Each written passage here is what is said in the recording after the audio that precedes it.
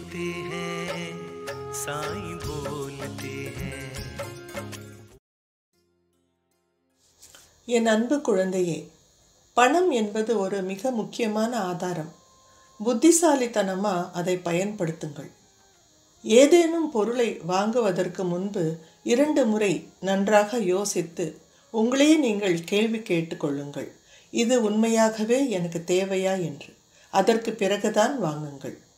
உங்கள் வருமானம் பெரிதாகவோ சிறிதாகவோ இருக்கட்டும், அதிலிருந்து ஒரு பகுதியை பகிருங்கள்.